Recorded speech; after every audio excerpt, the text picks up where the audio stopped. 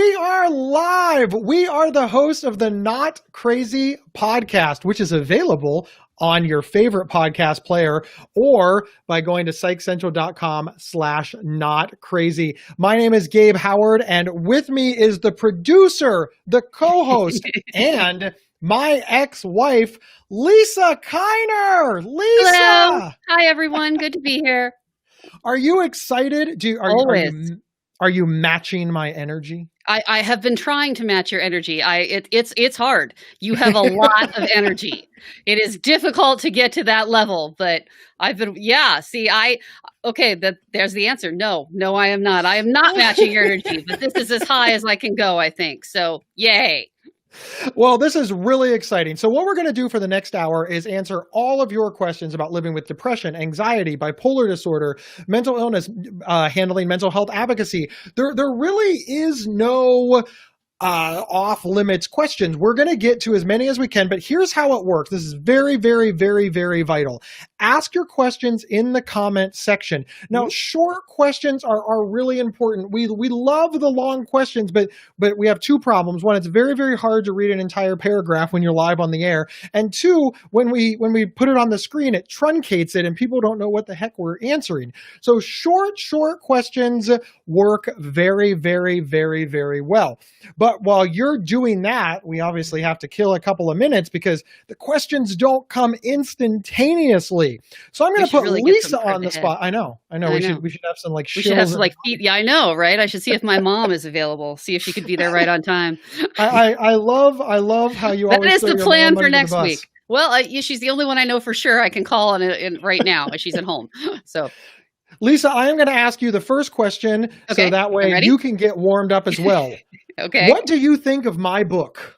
Oh, wow. Your book, Mental Illness is an A-Hole, is the best book. And where could I buy that book, Gabe? I bet I could buy that at GabeHoward.com. Yes. And I'll sign it and give you really cool stickers. Including Not Crazy podcast stickers. See what I did there? We got the first question out of the way. That's nice. You handled it super well. And if you order a book from Gabe, I will probably, not for sure, but probably be the one to put it in the envelope. So it's like a gift from both of us. Yeah. That's true. Your DNA and fingerprints will be all over it. Yes, I am usually the one involved in the mailing of the books once he signs it. So like I said, we both contribute. Oh, Lisa, while we're waiting on the questions, again, your short questions are super, super important. Otherwise, this whole thing just falls apart on an Ask Us Anything. Lisa, what are your thoughts about everything that's going on with the pandemic, the quarantine?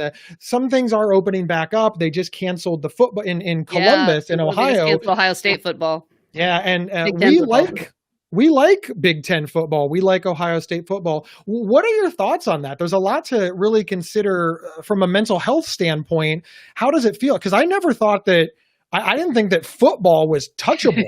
I didn't think it could close for nothing. Yeah, I wasn't really surprised. I mean, I figured the professional leagues would keep going, but the college leagues would have a lot more trouble, justifying that with the safety of the students as the athletes aren't being paid. So I wasn't really surprised. I kind of figured that football was going to go away. Have they all gone away now, or are there some conferences still playing? No, 2 conferences are shut down, and the Power 5, 2 conferences shut down. The other 3 are still evaluating medical. My prediction is that they will also go down. I suspect, but what are your general thoughts on that from a mental health perspective? It's been difficult. It's been very difficult. Who thought this was going to go on this long? I mean, they started shutting things down, late March, and I thought for sure this would be done. Well, at the time, I thought it'd be done in just a few weeks, but I thought for sure this would be done by now, or at least by the time school started back, or at least the fall. And now it's just like no end in sight. It has gotten better for me personally. The thing that's been the most difficult is my husband is working from home now, and I always worked at home, but so home is like my place, and now he's in my place, and he's messing with my routines and stuff. But he's gotten much better at that. He leaves me mostly alone. He's only allowed to chat with me at specified times. So things for me personally has gotten much, much better. Oh, well, Lisa, on my screen, you are frozen. I think on the Facebook Lives, you are not. I can still see myself moving. Your audio is coming through just fine. Our I need to producer talk says more. that you Great. are not frozen anywhere but on my screen. Yeah, I can see That's myself moving. that's always super phenomenal. So it doesn't matter. I just don't get to see you moving. I think that this could be resolved by Pretend that I'm doing what flipping you your off. computer expert told you to do, Me? but Oh, no, much you. like the people who watched a YouTube video and know everything about COVID-19, you are good. All right, we've got questions. Are you ready, everybody, for the Q&A portion of this event? Yay! All See, right, this is my here comes- enthusiasm level that we referenced earlier. See, we did it. Oh, this is Yeah. awesome. This is awesome. I You're know. moving a little bit, but you're blurry. But I think that you're fine. I just over got a on new Facebook, camera. So who knows? Hey, all It's right. kind of Question annoying number because it shows one. more of me. All right, Okay, remember. question number one. All right, here we go. Focus. All right, Katie Clark's asked, how do you handle psychosis? So you kind of have to grin and bear it a little bit, right? There's so many ways to handle this question. But I'm going to kind of give you the lived experience way. I want to be very, very clear. Psychosis is a serious medical issue that needs medical intervention. Nothing that I am about to say is treatment. Nothing will help you manage it on your own. This is the literal equivalent of getting on and saying, how do you manage cancer? And the answer to how you manage cancer is you go to an oncologist, you go to a doctor, and you seek medical treatment. And everything that I'm about to say is going to assume that you have already talked to a psychiatrist, you've already talked to a doctor, and you are asking how to manage it with the help of your medical team. That's very, very important. The first way that you handle it is to write it down immediately after it happens. It's to inform the people around you of what signs and symptoms to look for. If you are losing time, psychosis is not always one of those things that you remember when it's over. Sometimes you are experiencing psychosis and then you wake up and you're like, what happened to the last 3 hours? Write that down. Finally, not finally, there's so much to be said by this, but anything that you do in the throes of psychosis, you're still kind of responsible for. And this is a real bitter pill for folks to swallow. I always give the example of if you have a stroke or a heart attack or you pass out while driving, that's not your fault in that it's not your fault you had a heart attack. It's not your fault you had a stroke. It's not your fault you had a medical condition. But this is the important part. You're responsible for what happened. You still have to pay to fix the person's car that you hit. Just because it's not your fault doesn't make it their fault either. So many people I talk to who are experiencing psychosis, they say things like, well, it's not my fault. It's not my fault. I was experiencing psychosis. Why do I have to apologize? They should be more understanding. Yeah, but shouldn't you be more understanding? It's not their fault that you were experiencing psychosis either. So there's just so much that I can say about it, but interpersonal relationships seem to suffer the most because people are scared and they don't understand. I find it hard to explain what's happening when I'm experiencing psychosis. So the people around me really don't understand. And that's always my focal point. I just think that it is extraordinarily valuable to have open dialogue with the people around you so that they understand what is going on and arguably how best to help you. And these conversations should happen when you are not experiencing psychosis. So thank you, Katie Clark. Lisa, do you have anything to add? Oh, the only thing I wanted to second is that this is a medical problem. There's no amount of mindfulness or meditation or home remedies or homeopathy that's going to help. This is something you are going to need a doctor's help with. So this is something you're going to need a physician's help with. No doubt. And you caught me drinking Diet Coke. I know Sorry, it's a theme. my fault. All I right, should have had more to say on that subject. Hey, don't make stuff up. We are too honest to lie. I'm just so that sharing they can more. Drink Diet Coke. All right, next question. Are you ready? Next question. Yes. Hey! All right. Is rage a symptom of bipolar disorder? Potentially. I was going to say, I believe there's an article about this in your amazing book. And what was the name of that book again? All right, we're not shilling the book. I already have my pattern down. That's wrong. We are not shilling the book. That's not okay. Sincerely, don't do that anymore. Yes, rage is potentially a symptom of bipolar disorder. symptoms look a lot of different ways, but rage can be a manifestation of mania. And this is a very difficult concept for people to understand because mania feels so good. But it feels good to the person experiencing it, but the person watching it can just see anger. For example, let's say that Gabe Howard, I live with bipolar disorder, I am experiencing mania. So I think I'm king of the world. And somebody challenges that. They won't listen, they won't stop, they don't respect my authority, my status. Remember, I think that I am the most important thing in all the world. That challenging can become confusing to me. And I'm already not in control of my emotions. I'm already not in control of anything that is happening. That can make me angry. And that confusion, which leads to anger, and then that spark of mania can just lead to what you're referring to as rage. It is. Bipolar anger is a real thing. And when you're not in control of any emotion, because bipolar disorder is in control of your emotions, you're not going to be in control of anger either. Lisa, what are your general thoughts on that? Because you experienced my bipolar anger when we were married. Sometimes. And it was always, it was always real sudden and real out of proportion. Like, that was not that bad. You don't need to be this angry. But of course, never ever tell someone to calm down. That does not work. That makes them more angry. I would say that, as you said, Gabe, this lack of control over your own emotions is a hallmark symptom of bipolar disorder. So certainly any extreme emotion could potentially be a symptom of bipolar disorder. But once again, the people around you might not care. You know, they're just annoyed that you're angry. So I guess the best way to deal with bipolar rage, like any bipolar symptom, is just to treat your underlying bipolar disorder and try to get better control on that. It is certainly understandable that somebody who is experiencing bipolar disorder would have trouble regulating their emotions. I mean, remember, bipolar disorder is sort of vacillating between the extreme highs of mania and the extreme lows of depression. And you're sort of going back and forth on that. And we can't even control that. Believe me, if I had control of my emotions, I would never pick depression. I would never pick mania either, because they're very, very damaging. So this concept of you can't control your emotions, you can't control your feelings, you can't control anything about your moods, really lends itself to this understanding that rage would be a thing, anger would be a thing. And it's really the identical mechanism of depression or mania or anything in between. Lisa, you ready to move on to the next question? Definitely. Next question. All right, ready? I'm going to do the magic thing. He loves the magic thing.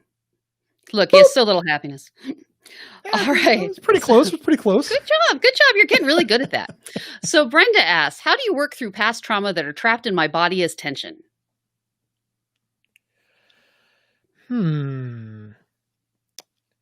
You know, Lisa, you have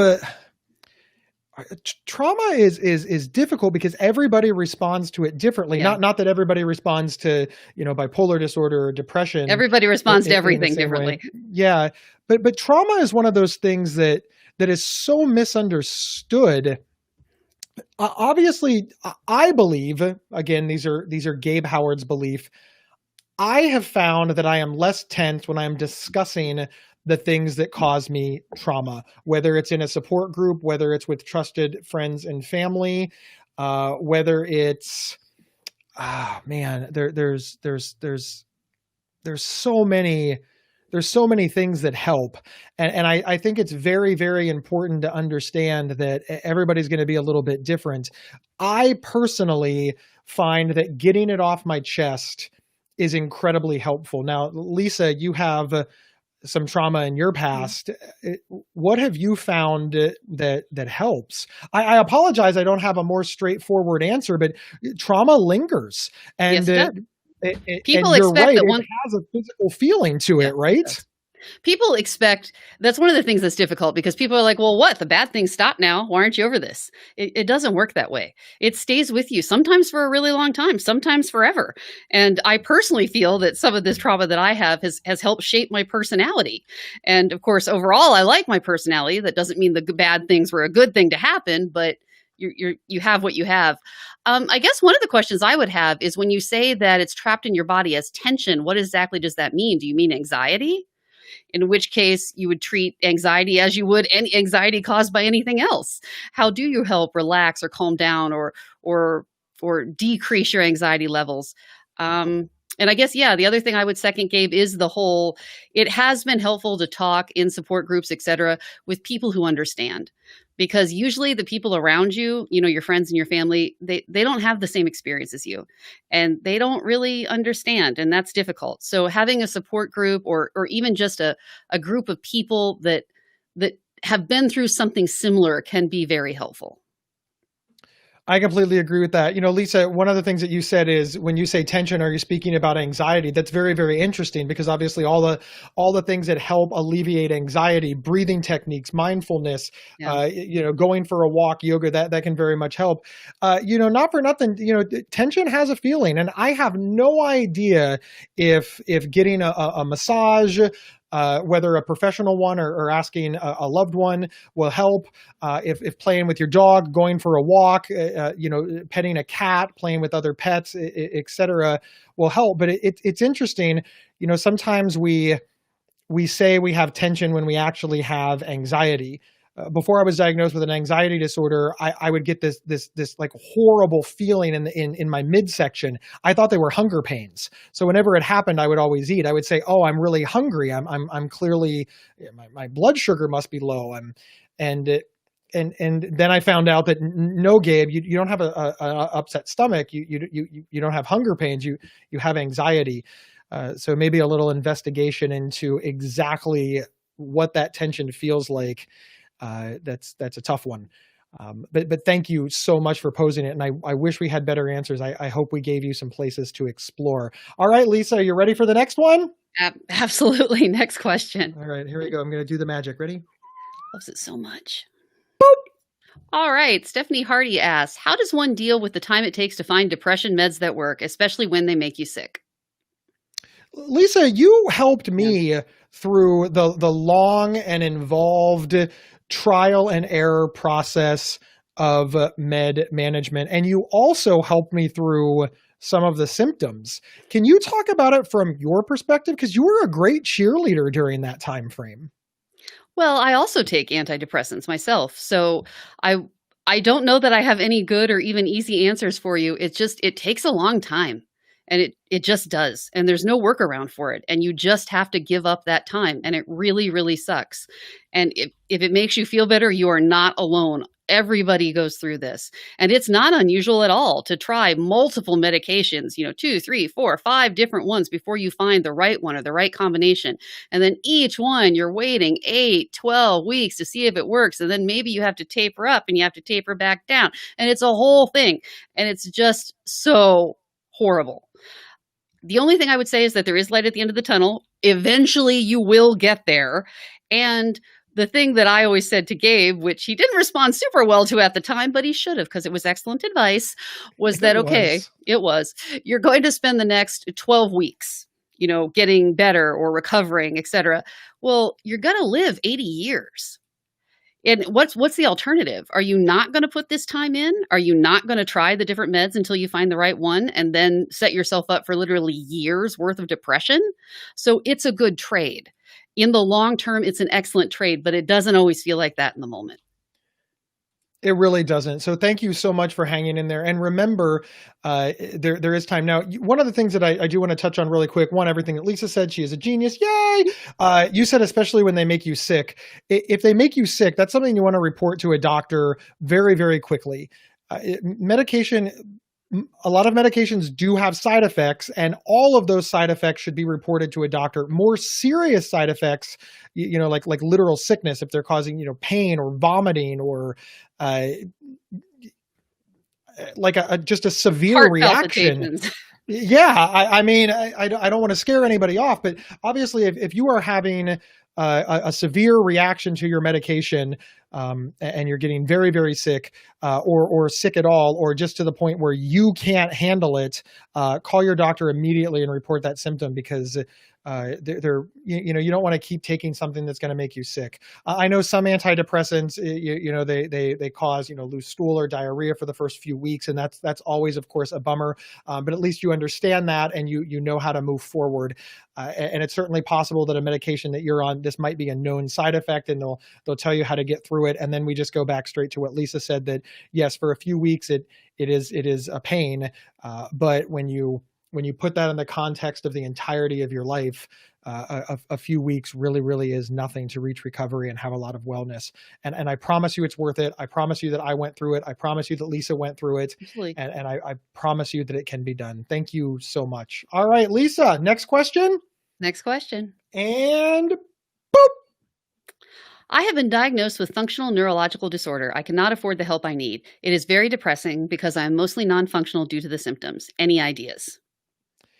These are always from an advocacy standpoint. I'm going to speak as just a straight up mental health advocate, not somebody with lived experience, just a mental health advocate.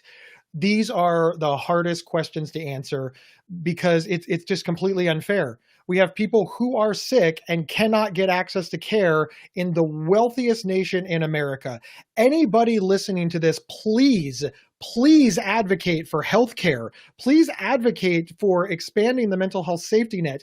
Please, this is not a question that we should have to answer in America. There's so many resources and so much money. We just spent $3 trillion on a bailout for the pandemic. Where did we find $3 trillion?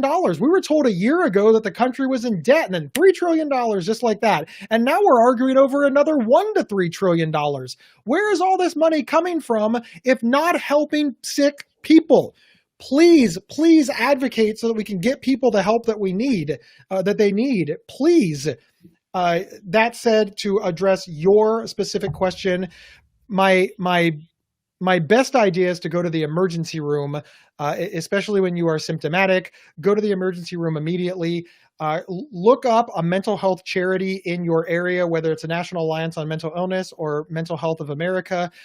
These big charities. If there's not one in your area, find the closest town and talk to them and see if there is a sliding scale place that they can refer you to. Just keep making phone calls and try to find somebody somewhere that can refer you to a program that is taking low cost or no cost patients. And I am extraordinarily sorry that you have to go through that in order to get basic health care in America. But please, if you can't do it, find an advocate. This is where I have just so much respect for Lisa. When I was sick, I couldn't do any of what I just said on my own. Lisa did it all. She made my appointment. She called the insurance company. She filled out the paperwork. She found the program. She found the support groups, and she drove me there. So I find a Lisa, or at the very least, just somebody that can get you started on the path. Google it. Again, if you are in a big city, you have better odds of finding a low-cost program. If you are not in a big city, find the nearest big city and start calling them. Better than average odds. You are not the first person to say, "Hi, I live an hour and a half away from your city. Do you have, resources for my small town?" This is where, unfortunately, advocacy plays a huge role in getting better. Advocate for yourself. Find somebody who can advocate for you. And then remember, when you get well, become an advocate so that we can fight things like this. I wish that I had a more straight up answer, but we understand. We are pulling for you. Please don't give up. It is possible. You can get there. And I'm so sorry you're in this position. Don't forget to go to the emergency room if you have to. That's the quickest way, an emergency room, especially when you're symptomatic. Well, and also Lisa? remember that you seem to be implying that you can't afford it. This is what some government programs are for. This is what Medicaid and disability is for. So if you have not already applied for these programs, it ain't exactly a picnic. Nobody really wants to sign up for this stuff, but if you are in this position, this is why these programs exist. Excellent, excellent point. Thank you so much, Lisa. Thank you. All right, ready for the next question? Yes, next All right, here question. comes the magic. Boop. Okay, so Mooney Sunsets asks, what's the difference between panic and anxiety attacks? There is a specific difference, and I'm going to start answering. And secretly, Lisa is going to Google the exact definition Uh-huh, okay. behind the scenes when it is on Very, me, and very that is just the subtly. magic that is us. To my understanding, and Lisa's going to correct me in less than 60 seconds. To my understanding, panic attacks are more acute. The panic is very, very severe. You have to go right now, whereas an anxiety attack is more low level. But you know what? I'm sort of educatingly guessing a little bit. I call what happens to me panic attacks and not anxiety attacks. I personally have always seen them as the same and often use them interchangeably. But I believe there is a medical difference. So we're going to clear that up right now. Lisa, has your Google magic completed? It has. Now, Yay! I will say first off that most people use the terms interchangeably. Yes. Not that that's necessarily accurate, but that is what most people do. And I tend in my head to think that they're pretty interchangeable. But according to Google, and that's where you should get all of your health information, that's just a well-known fact. It says that according to the latest DSM, that panic attacks occur without an obvious cause and include a component of fear. So anxiety attacks are defined as being something that is in response to a stressor, like, oh, I'm really anxious about going to this party or meeting a new friend or a job interview, whereas panic doesn't have an obvious thing that you can point to as this is it. This is the reason I'm having this feeling. Excellent. Thank you so much, Lisa. And we will always tell you when we don't know and Google it. We pride ourselves on not making stuff up. Well, so thank you so much. All right, Lisa, the next question is coming now. I was diagnosed with extreme exam anxiety. Symptoms are highly physical: fever, upset stomach, insomnia, dissociation, severe electric shocks running through my body for days. Advice. When you say exam anxiety, I'm going to focus in on that. It sounds like whenever you have an exam, all of these symptoms crop up, and they are all very, very clearly symptoms of panic, very, very severe symptoms of panic. You know, I've got two pieces of advice. One, that is extraordinarily severe, and it does not sound like the type of panic or anxiety disorder that you can manage on your own. There are medications, anxiety medications, and that is what has helped me a lot. The second piece of advice I have is a part where we focus in on exam anxiety. I am going to assume that you are in college of some sort, university, schooling of some sort, and it sounds like a visit to the disabilities office is going to be very, very helpful to you to explain everything that you just explained to me, to have them give you a reasonable accommodation to help you be able to take exams without having all of those symptoms. Now, I don't know what those are, but I am not at the disabilities office at college or university. But I know that they exist to provide reasonable accommodations. And anxiety is a disability. It's one of the things that you can request a reasonable accommodation for. I don't know what that looks like, but I know that that's a good place to start to see if that will help you in some way. Lisa. Well, I would just say I would focus in on the anxiety portion of it, which is how do you treat anxiety about a specific thing the same way you treat all anxiety. And yes, these symptoms sound very extreme. So, the same way you do all anxiety, medication, therapy, mindfulness, CBT, all of the tools that you would use to treat anxiety in general. And yeah, it does sound like this is something you're going to need a doctor's help with. And since it seems as if you are a college student, your student health offices might be able to help you quite a bit. They usually have counseling available or what's the word I'm looking for? General practitioner consultations for free for students. So you might be able to get a lot of help through your student health services as well. Again, we're making assumptions that you are at university or college. Yeah. We apologize for that. And that you're at university or college in the US. So Yes. Yes, but yeah, it does sound very, very severe. I like though, and I want to stress this. I like that you're looking for advice on how to continue. You're not giving up. You're not quitting. You're fighting. That is vital. That is vital in beating anxiety. It's vital in beating depression, bipolar disorder, schizophrenia, psychosis. Not quitting is key.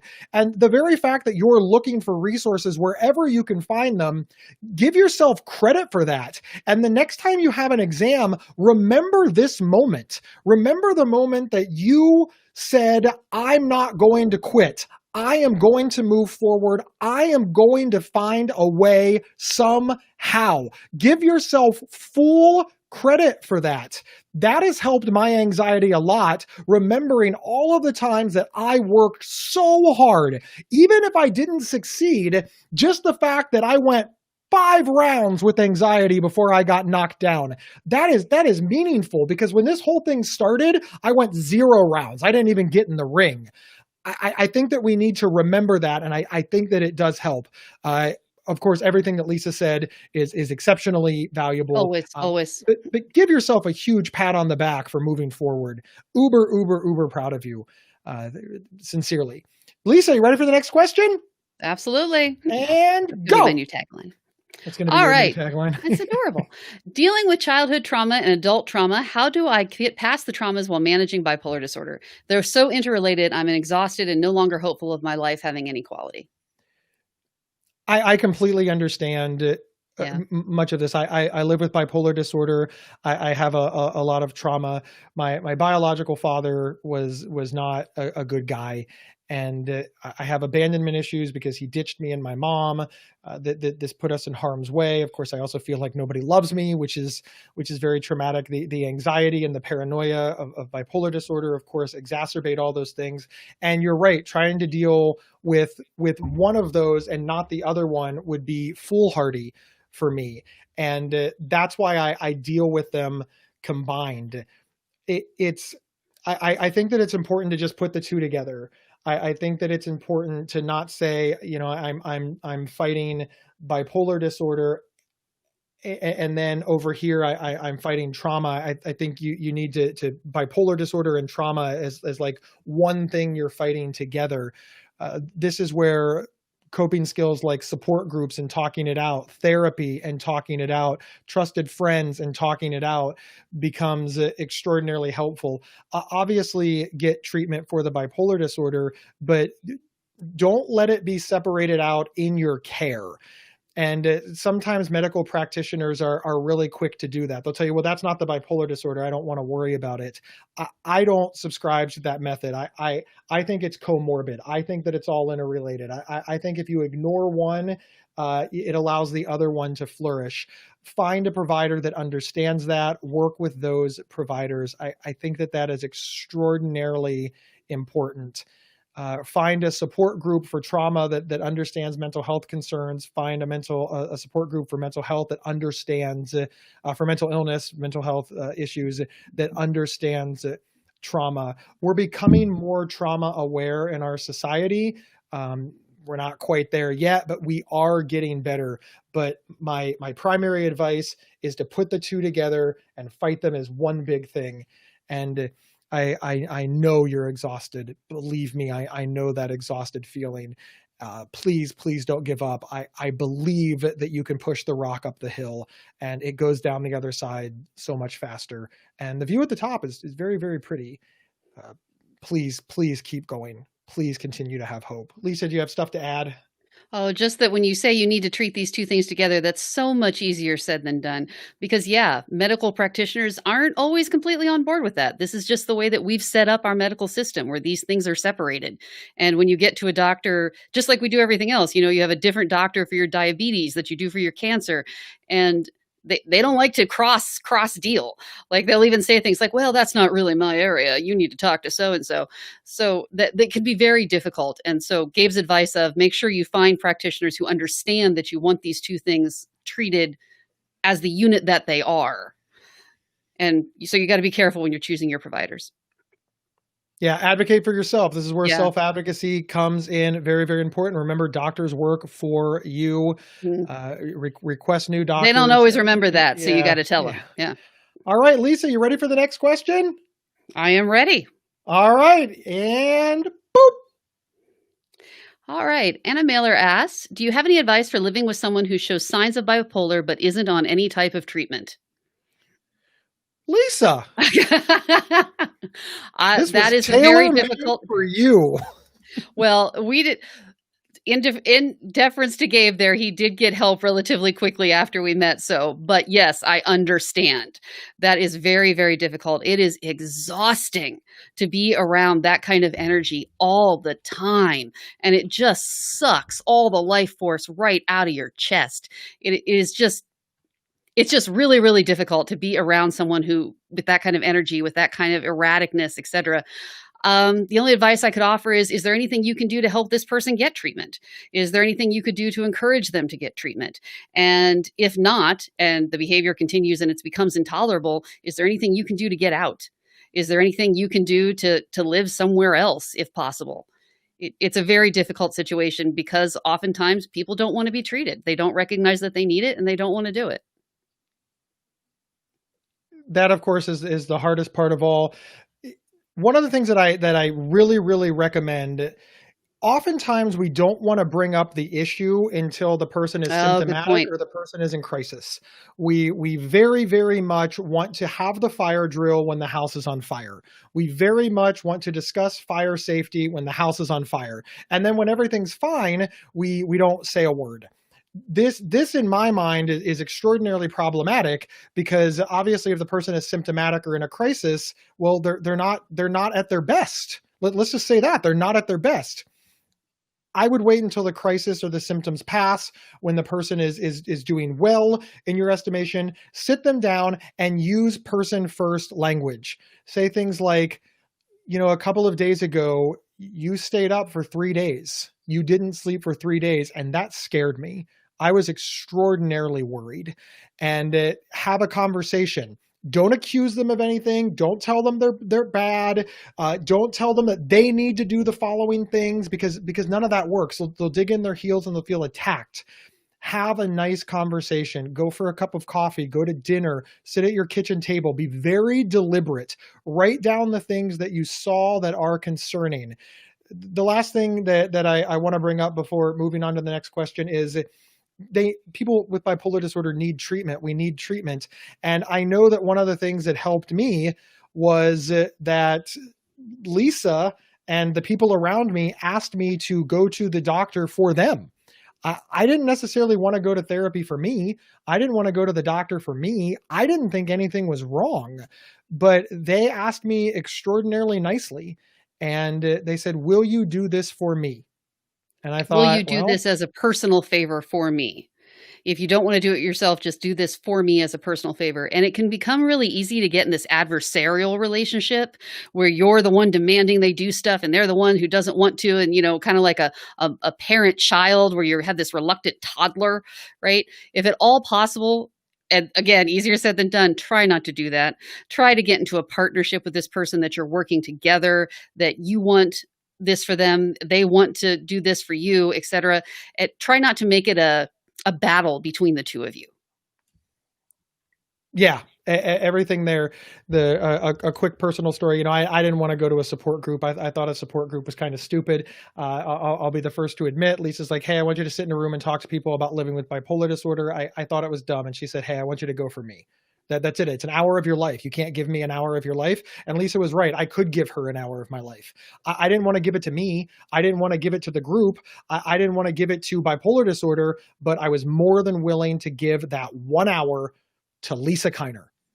And I did. Now, it turned out like gangbusters. Lisa was right the entire time. I chose a group called Bipolar Bears, and I loved it. It was a very, very good experience, and I'm very happy that Lisa asked me to go. But I'd like to point out that the reason that I went is because, one, Lisa didn't order me to go. She didn't fight with me. She didn't demand it. She asked me as a personal favor. She asked me a couple of times. She waited until I was well. She found some groups for me, so she was being very helpful. So I saw that it meant something to her. And I believe, if I'm not mistaken, Lisa, that the agreement was after the group was over, we would go to dinner. And Yes, I of the really like place of going. your choosing. I really like The going to. bribery was involved. Yes. All right, you ready for the next question? Yeah, I am. I'm ready for the next question. Here we go. All right. Is there a way to get through panic attacks without meds? Good question for you, Gabe. So it's sort of not a straightforward answer, right? Maybe. Because panic attacks will naturally subside. So in that case, yes. It's sort of like the question, is it walking distance? Well, everything is walking distance if you have enough time.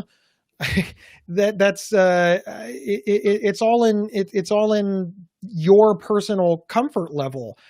I am on medication for panic attacks, which lessens the panic attacks, which means I don't take any acute medication when I have an anxiety or panic attack.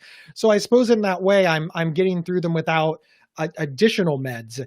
Before I was diagnosed, I had panic attacks and I wasn't taking any medication, and they did eventually subside, but they would do a lot of damage first. They would knock me out for 2, 4, 6, 8, even 24 hours at a time before all of the feelings would leave. And that not only wasted a lot of time, but that was a lot of pain and suffering to go through. But not all panic attacks are created equal. And this is where the other maybe sort of comes in. Lower end panic attacks that I had, I could get through without medication by removing myself from the situation, by breathing and counting backwards from 100 after removing myself from the situation, by leaning over to Lisa or my wife or my loved one and saying, I don't feel so good. I feel like something is happening. So did I get through a panic attack without medication, or did I cut the panic attack off at its knees before it started without medication? That's sort of a personal opinion there, right? I do believe that there are, medication is not a magic cure. And I want to state that whenever somebody tells me, well, whenever I have a panic attack, I just take a pill and it goes away. I think, man, there's so much you're missing. There's so many other things that you should maybe consider doing, like figuring out how a panic attack feels 10 steps before you have the panic attack, and then maybe it will never get there. Like the example that I just used about, going outside and taking a deep breath and counting back from 100 before a full-blown panic attack comes on. It's really tricky. I do believe 100% there are many coping skills that can be used to lessen the effects of panic attacks. I also believe unequivocally that medication, especially for the really, really, really, really severe panic attacks, can turn a 6, 12, 24-hour ordeal into a half an hour or an hour ordeal. And that has an extreme amount of value as well, especially when we can consider the after effects of being in a full-blown panic attack for many hours. Lisa, do you have anything to add on that? You've witnessed many of my panic attacks. Well, just to take the question at face value, is it possible to do without meds? Yeah, maybe. Mental illness is so incredibly subjective. One person might be able to do it. One person might not. Maybe today you can do it. Tomorrow you're not going to be able to. There's just no way to know. And when you say, Gabe, can you get through it? It does eventually end. The level of panic doesn't stay there forever. It can't. So yeah, if you wait long enough, eventually it will end, but you might be really uncomfortable in the meantime. Completely agreed. All right. Are you ready for the next question?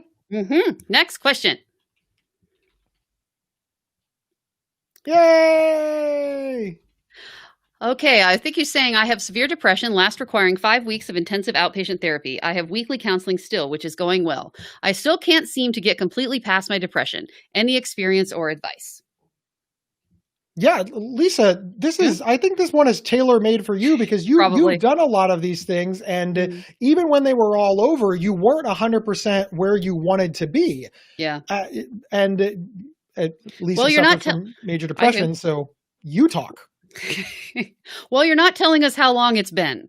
So I guess that would be the most important question, because it just takes a long time. And people understand that when you have anything other medical problem. If you have even minor surgery, I had outpatient surgery years ago, and they told me, okay, it's going to take 12 to 14 weeks to recover. And people thought that was perfectly sensible, right? But you have this extreme period of depression, and people are like, well, what? You're better now, right?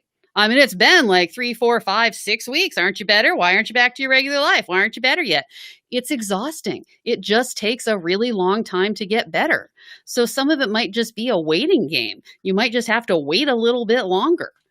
And then if you're saying, but you're not at the point where you want to be, well, keep trying. You know, it's not enough to just take the medication and be done. You know, this constant ongoing, you know, always managing your levels and checking, and do you need something else, and does something need to be changed? And it's just this constant balancing act. For me, a lifelong balancing act that it never goes away. Depression is very much not the center of my universe anymore, and at one time it really was, but it's never completely gone. It's always there. It's always in the background. So it takes a lot of time, and you just have to keep going until you get to the point where you want to be. And if that means more doctor's visits, a new therapist, whatever, that's what it takes. One of the things that Lisa had me do very early on, or I think it was a therapist that recommended it, and Lisa helped me with, was to get a little sheet of paper. Oh yeah, that's excellent advice. Do that. Yeah. And do this. It works really well. And write down all of the dates, just literally all the dates from today, 14 days forward. And before you go to bed, literally right before you go to bed, give the day a number.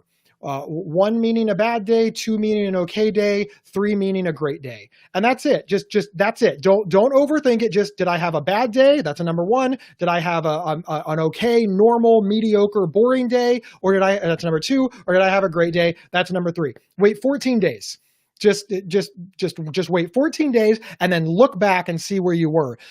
I found, as did Lisa when she did this exact same thing, that the majority of the days were 2. It wasn't that I was depressed, just life is boring.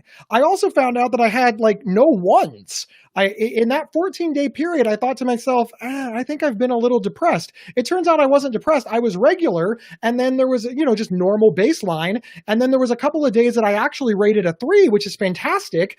And I had no ones, which were sort of the depression. And that really made me realize that, hey, I'm sort of being really, really hard on myself. I trained myself, and this is what Lisa pointed out, to believe that either I was perfectly happy or I was depressed. I gave myself no middle ground. And this technique really helped me realize that there was a lot of middle ground, and middle ground is okay. In fact, that's where most of the world is most of the time. Things like cleaning the house, going to work, taking care of the kids, walking the dog. It's not supposed to be great. It's not supposed to be depressing. It's just supposed to be so. I was really, really impressed by learning that about myself. And it really helped me see things more clearly. And of course, I could believe it because I wrote it. I had forgotten all about that, and I can't believe I forgot about that because, yes, it was extremely useful. And you're thinking to yourself, oh, keeping a mood journal? No, just 1, 2, 3. That's it. Just keep a pencil next to the bed, and you don't have to make this complicated. And it was really surprising. You were having a lot better. You're doing a lot better than you realized. And that in and of itself made you feel better and helped a lot with the depression.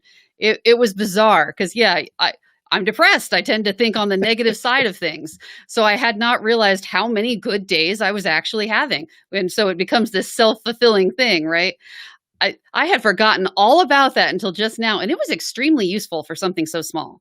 I mean, write a number down before you go to bed. That's going to help. No, it was extremely helpful. All right. And I don't know where Gabe is. He's gone. So anyway, yes, that was extremely helpful. Having just that one little bit. And then, as Gabe said earlier, putting that level of success in your pocket. All right. We apparently have lost Gabe, but okay, I think I'm ready. I'm ready to take the reins here. This is a new thing for me. He usually is here. So, I have a new question? I don't know what happened. Oh, I was all ready. I was ready. I've been working myself up for this moment. I am so proud of you for stepping up. All right, ready for the next question? Yes, I'm absolutely ready for the next question.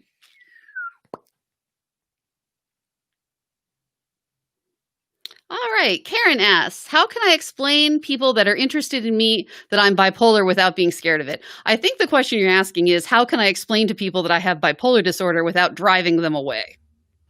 And you have quite a lot of experience with that, don't you, Gabe? Yeah. So doesn't it suck that in addition to being in addition to being sick, in addition to living with bipolar disorder and all that comes with that, we're also the designated spokespeople for the disease and an educator and an advocate, and we have to bring people along for the ride. That's great. Nevertheless, I understand why people are scared of it. I was scared of it. I was scared of people with mental illness before I was diagnosed. When I got diagnosed, I was scared of myself and everything that it entailed. I had a lot of misconceptions and beliefs that I needed to have debunked, and that took a lot of time. It was extraordinarily difficult for me personally. So that's what I remember when I help to explain to other people. Again, have a reasonable conversation. Sit people down when you're not you're not symptomatic, you're not having issues, and everything is going fine, and just say, "Hey, I would like to talk to you about my bipolar disorder. I feel like you have questions that maybe you're afraid to ask." And then let them ask their questions. And no matter how offensively they word it, no matter what they say, take a deep breath and understand that this is sort of the ask us anything portion. You have given them permission to be wrong. Now, that doesn't mean that you don't correct them. If they say, well, you live with bipolar disorder, so that means that you hurt people and you're violent, right? I'm not, just don't get mad and say, oh, that's just horse crap. How could you believe? Like, that's not helpful. Say, I understand why you believe that because of pop culture in the media, but that's not true. I am not violent. The majority of people with bipolar disorder are not violent. In fact, we're much more likely to be victimized. We're much more likely to be victims of violent crime. I understand where you get that, but it is categorically untrue. And then, give them some advice, give them some hints, make some notes. So when the conversation is over, you can send them some articles that you get from The Mighty or you get from psychcentral.com, and let people know that you are willing to help them on their journey of educating themselves about bipolar disorder, and then more specifically about your version of bipolar disorder. And that all starts with, unfortunately, becoming an ambassador for mental health, an ambassador for the illness, and understanding that people are probably going to say some offensive things in the beginning, not out of malice, but because they don't understand. And I think that is very, very important to have those discussions. Absolutely. And be ready with those resources that you can send back. Okay, so Gabe, it's time for quick question. Are you ready? All right. Yes. Okay, so let's have our next question. We're doing fast question answer now. Is it normal to get attached to your therapist? Yes. Yeah. If you're worried about it, if you're worried about it, if you feel like it's too much, like it's an unhealthy level, talk about it with the therapist. They could give you some advice. But no, I think that's very normal. This is someone you've developed this relationship with, that you're sharing all these really personal things with, that you probably haven't talked to anybody else with before. I think it's very normal to become attached to them. All right, ready for the next one? Next question. All right, a Facebook user asks, how you deal with it when you become delusional? I think you're talking about what happens when you become psychotic?